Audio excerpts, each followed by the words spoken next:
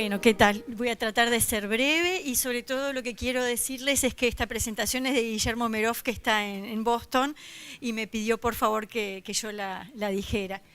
Bueno, a ver, ¿era para allá? Ahí está. Bueno, un poco la idea es la siguiente. Como siempre, cuando recibimos un paciente con un posible glaucoma, lo que queremos hacer es saber hasta ese día qué fue lo que pasó. Entonces los estudios, lo que pretendemos de ellos es que nos digan el estado de lo que sucedió hasta ese momento, el estado actual, y después la idea general del oftalmólogo es poder hacer un buen seguimiento.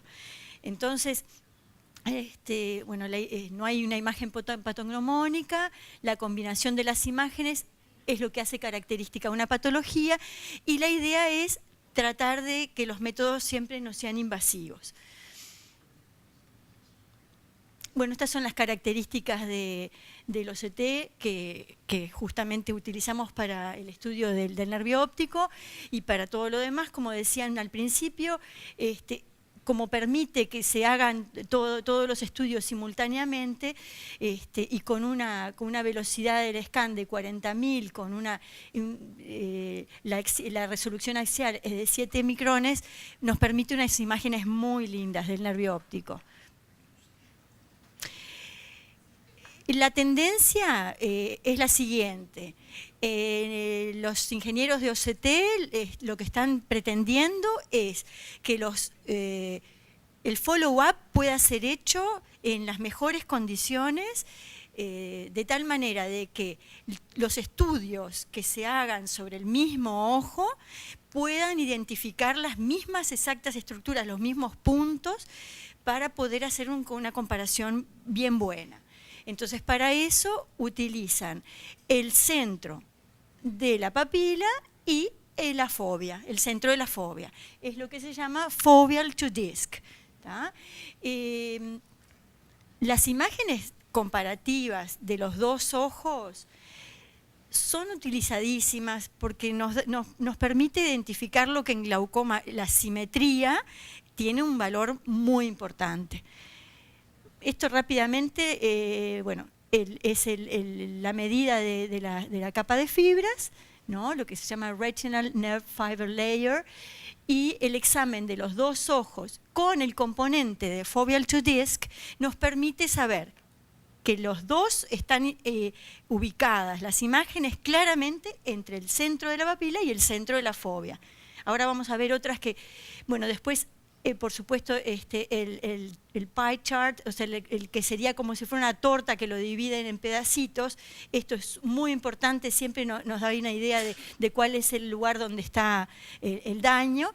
Y la línea verde, recordar siempre que la línea verde está en lo normal, siempre se utiliza el sistema del semáforo rojo, amarillo y verde. Bueno, ahí lo que estábamos hablando, del rojo, amarillo y verde para lo normal y eso. Activated real time,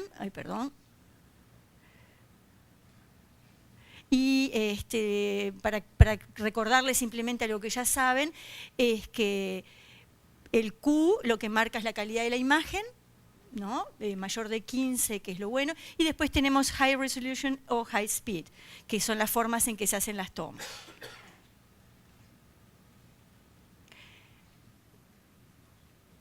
Bueno, acá tenemos justamente, para darles una idea de cuál es la diferencia de lo que decíamos, el enfoque que no está realmente correlacionado entre papila y fovea puede demarcar en cualquier lugar la línea del corte, ¿no es cierto? El enfoque Este enfoque es mucho mejor porque si no, de esta manera no podemos comparar dentro de un mismo examen o dentro de exámenes a lo largo del tiempo, la comparación no va a ser nunca muy buena, porque lógicamente una línea va a ser, por ejemplo, la verde y la azul, la diferencia entre estas dos no sería una diferencia real. O sea que en esto le aporta muchísimo al estudio. Acá, por supuesto, entonces, sabiendo que la primera fue hecha de esta manera y que la segunda, un tiempo después, está hecha de la misma manera, realmente la diferencia que hay entre las dos líneas, cuando se hace la medida del retinal nerve fiber layer, entonces ahí la diferencia que hay entre ellas es real. Entonces ahí se puede saber si hubo o una mejoría o una disminución. Bueno, el espesor macular es otro de los elementos que aporta el OCT y que cada vez le tenemos que dar más importancia a la hora de estudiar el follow-up de glaucoma. La capa de células ganglionares y la plexiforme interna, y sobre todo especialmente la pérdida de las células ganglionares, es lo que nos va a determinar el espesor de la retina, ¿no? Entonces, justamente esta área, que es muy importante porque es la área centrocecal, que ahí es donde podríamos determinar las diferencias que puede haber de espesor en distintos sectores. Y nuevamente lo que decíamos, el estudio de la simetría entre los dos ojos es lo que también aporta muchísimo valor. Y justamente esto es interesante porque si bien sabemos cuáles son los valores normales, también estas gráficas que están puestas así, mostrando los dos ojos simultáneamente, lo que es muy interesante es que justamente destacan la simetría. Entonces, esto no está comparándolo con el normal, lo está comparando el ojo derecho con respecto al izquierdo. En este caso gana el ojo derecho, que tiene todos los cuadraditos blancos, para entenderlo claramente, de una forma fácil. En cambio, en este ojo, que si vamos al detalle de cada uno de las comparaciones de este cuadradito de 8 por 8, cada uno de estos, entonces, en este caso, está perdiendo en todas estas áreas grises el ojo izquierdo en relación al derecho. Abajo lo que hacen estas es comparar el sector superior con respecto al inferior en un solo ojo. Acá lo mismo, el superior con respecto al inferior y el inferior con respecto al superior. Nos dan los valores globales del superior, del inferior, en cada uno de ellos. Pero esto realmente nos aporta muchísimos datos para saber cuál es el estado de la capa, que ahora lo vamos a ver mejor en la capa del afinamiento de la retina. Bueno, otro elemento que es bien importante y que realmente nos va a cambiar muchísimo la forma de evaluar a los pacientes con glaucoma, y que nos cambia radicalmente. Estamos tan acostumbrados al HRT, en el cual nosotros le dibujamos la línea de contorno y realmente depende mucho de nosotros cuál es el resultado, ¿no? El operador en ese caso es importantísimo.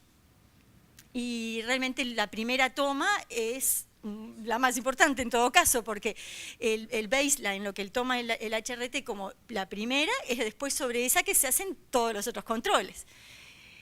Sin embargo, el Glaucoma Module Premium Edition lo que hace es, el operador no va a depender nada más que de lograr un buen enfoque, porque la línea que va a trazar va a estar en la membrana, en la abertura de la membrana de Bruch, lo que se considera el borde anatómico del anillo.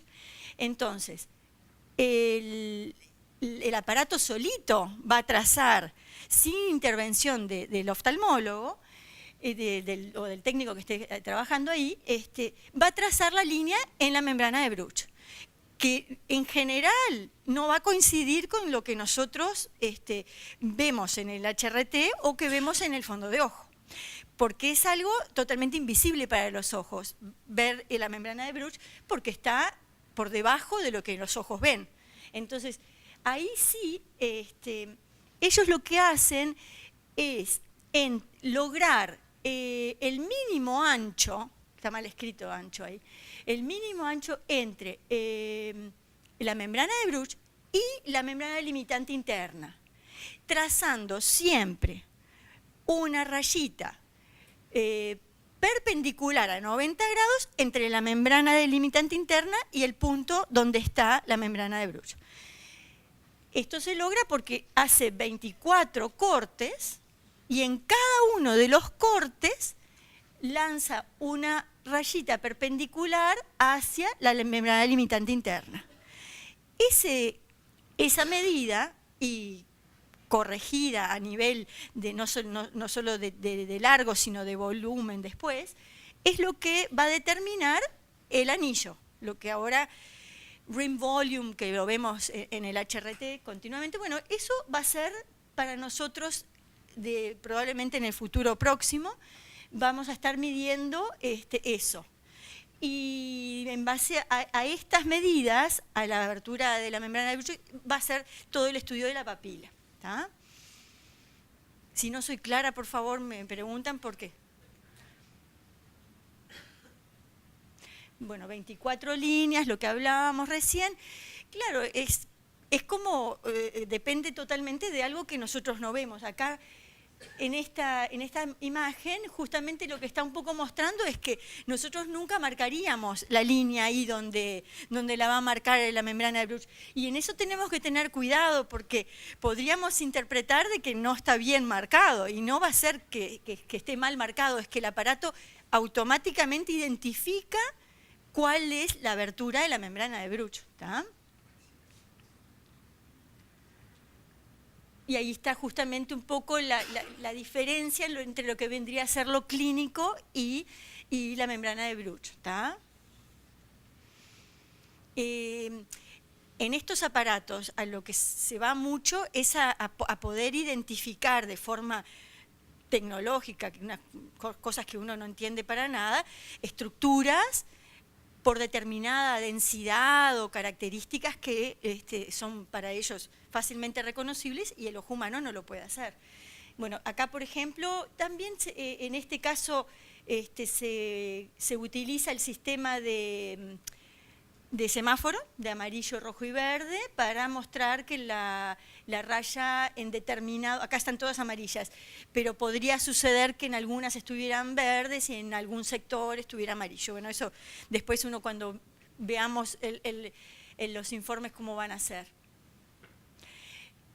Otra cosa que es interesante es que esto mejora la definición del anillo en aquellos nervios que son difíciles, que son inclinados, que realmente incluso los que hemos trabajado muchos años viendo papilas en el HRT, a veces realmente hay papilas que son dificilísimas de lograr una buena imagen o una buena línea, que uno, entre nosotros los que estamos, decimos, ¿dónde pongo la línea? A ver, mirá un poquito, a ver, tratá de ayudarme, fíjate un poco. Y muchas veces realmente tratando de hacerlo lo mejor que se puede, pero hay papilas muy difíciles. En este caso va a ser absolutamente independiente del tilt que tenga el nervio.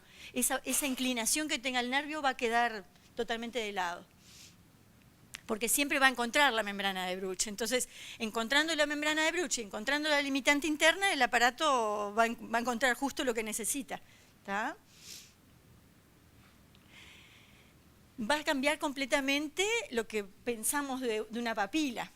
Porque, a ver, por ejemplo, en este caso, así mide el HRT. Y así va a medir el OCT con este nuevo sistema del glaucoma premium. ¿Tá? Entonces, claro, vamos a tener que cambiar la cabeza nuevamente, adaptarnos a una nueva forma, por suerte, siempre hay cosas nuevas, y bueno, y vamos a tener que ir viendo, capaz que nos cambia un poquito, como rever un poco el diagnóstico de algunos pacientes, ¿tá? Que uno podría pensar que son papilas muy normales y ya no son tanto. ¿Tá? Lo que hablábamos de Anatomic Positioning System, que es lo que aplica la tecnología nueva, Se aplica a todo, se aplica a la medida de la Retinal Nerve Fiber Layer, que es la capa de fibras, la medida de lo que estábamos hablando, eso de la medida de la membrana de Bruch, y también lo aplican al sistema de la medida de la simetría del espesor macular. O sea que este sistema de foveal to Bruch membrane opening, al centro de la fobia y al centro de eso es la nueva onda que tiene el OCT, y así es como va a basar los follow-up. Entonces el follow-up va a estar mucho, mucho más seguro. Si para cualquier imagen que se tome de ese paciente, caiga para lo que caiga, angiografía, con fluoresceína, con indocyanina o con lo que fuera, o el infrarrojo, todo va a captarse esto, y entonces el paciente, que además, que por suerte en el mismo aparato se pueden hacer todas estas cosas, o sea que se podría eventualmente, si uno quisiera, poder hacerle cosas de la retina, como se estuvo hablando toda la mañana, pero también poder trazarle de repente, simultáneamente, algo de esto. ¿Tá? Acá, bueno, para mostrar la diferencia que podría haber en las medidas de una parte de la papila, de la papila, no, de las fibras. Bueno, el espesor acá es 108, 124. ¿Tá?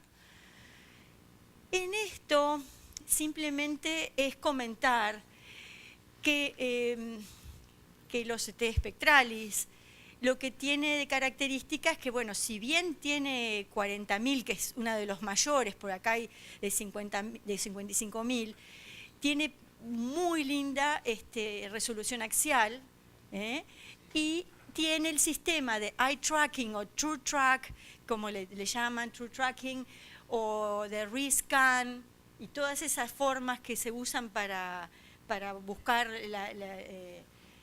hacer un buen follow-up.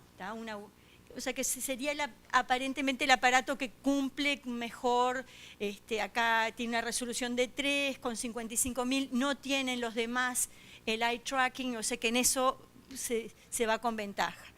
Y lo que queríamos comentar es que tiene el cambio que se puede medir es de 3 micras, o sea que en realidad tiene también una ventaja en ese sentido. Esto es lo que estuvimos viendo hoy, acá están todas las capas que estábamos viendo hoy, pero entonces esta, que es en conjunto, fíjense, bien, vamos para atrás, las células ganglionares y la plexiforme interna. Esa dupla que la identifica muy bien el aparato por dentro de la plexiforme externa, que vendría a ser así, es lo que se mide para el estudio del espesor de la retina. Entonces, justamente, bueno, acá lo que está correlacionando es el estudio del espesor de la capa de fibras, el sistema siempre de torta, y en este caso se correlacionó cada uno de estos triángulos con el defecto del campo. Entonces está súper interesante ver que el 4 y el 7 se corresponden. Fíjense que es nasal superior y nasal inferior, los defectos de esta papila, ¿no? Entonces estarían dándonos el defecto periférico. Y que estos centrales, bueno, son lo de acá, y aquí estaría en el 3, ¿no? Y el 2, por ejemplo, es pericentral inferior, y 8 y 9 pericentral superior. Está bueno, está muy interesante hacerse como una idea, y sobre todo explicar que para los defectos más centrales, lo que da muy buen resultado es el estudio cuando uno ve defectos pericentrales o centrales en el campo visual, estudiar y hacerle el follow-up con el espesor de la mácula, ¿no? Que nos va a dar más fineza en el follow-up del paciente.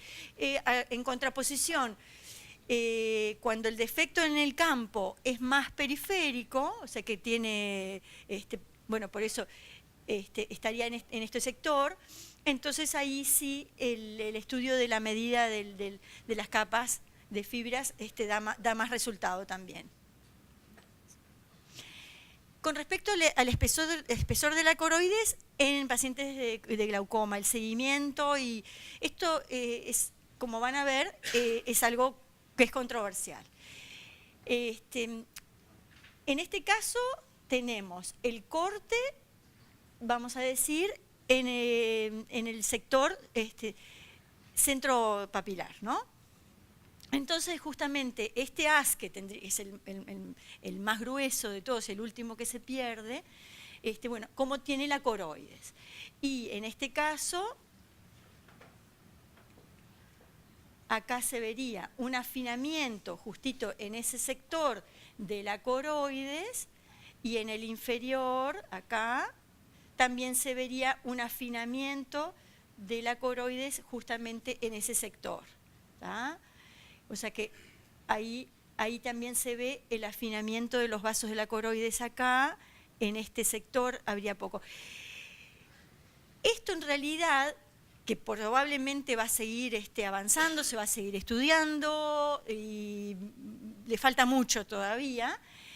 Hay gente que está por la positiva y hay gente que está por la negativa de esto. O sea que simplemente lo comentamos como para mostrar que, bueno, que hay mucha cosa que se está haciendo por suerte, va a cambiar mucho todo.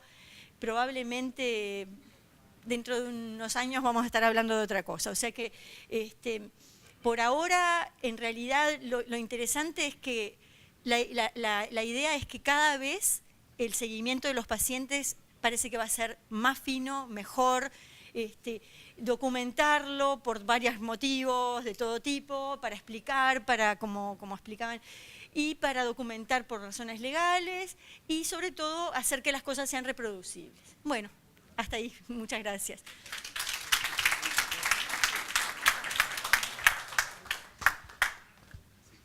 Hola. Bueno, llegamos al final.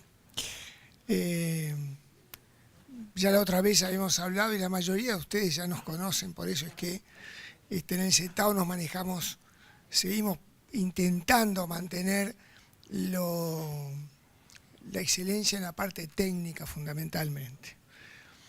Ya lo habíamos hablado la otra vez. Yo quería simplemente agradecerle a los técnicos nuestros, a Hugo, a Federico y a Pablo, que nos están trabajando en todo esto. Y ya termino. Hace un año más o menos, una persona nos mandó un mail diciendo, ya que son tan cra, ¿por qué no se presentan a ¿cómo se llama? A las fotos, a un concurso? Y ahí hablamos con Hugo. Entonces dijimos, vamos a hacer una cosa. Nos vamos a presentar a un concurso que se hacía en Alemania con cientos de fotos de distintos lados, pero no le decimos nada a nadie. Sí, pues claro, porque si llegamos a marchar nadie va a saber nada. Los únicos que más o menos se enteraron fueron Pablo y Guillermo, que mandamos. El resultado fue que van a ver en ese almanaque la foto que envió Hugo.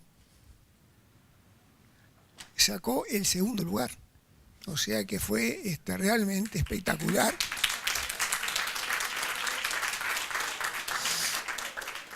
El segundo lugar, la primera, tercera y cuarta eran experimentales, experimentos. La clínica, la primera fue la nuestra. Y ahí nos vino la crisis parafrénica y decidimos juntar varias y hacer un almanaque. Ese es el resultado de todo esto. Bueno, simplemente les agradecemos por haber estado.